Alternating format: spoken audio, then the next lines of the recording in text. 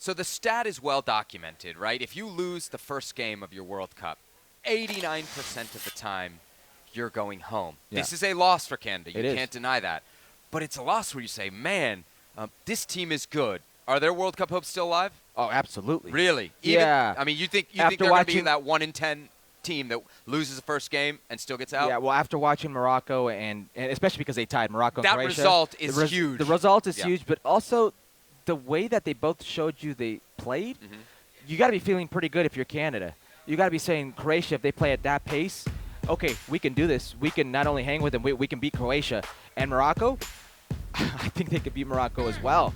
I think Canada's chances of advancing in this group because of the Morocco and Croatia result are still in their hands and very favorable.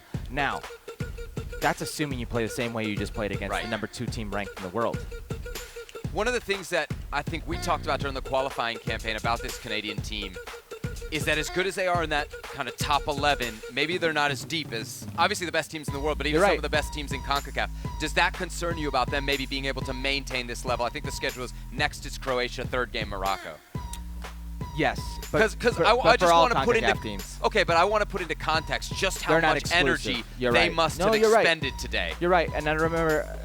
Can you do that 3 games in a row? As I was watching this game, I looked over and spoke to somebody about that. When you go to the bench, you automatically assume Kyle Larin, okay? You can't really maintain the same up-tempo pressure with a Kyle Larin. Jonathan Osorio, he's going to give you different things. Composure on the ball, vision, but it's not exactly that game-changing speed. You really are shifting the makeup, the dynamic of the team when you go to the bench, for better or worse. There are different things you can do with that, but it's not the same way you press. It's not the same way you go out. It's not the same danger knowing you have Buchanan, Davies, Jonathan David. Okay? Estacio kind of dictating that play and where it goes. It's not the same when that depth gets tested.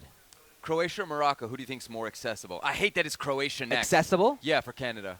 Croatia. Really? But more because so of the speed. than Morocco? Yeah, because of the they're speed. an older team? Yeah, just because of what I just saw from Belgium, I expect something similar from Croatia.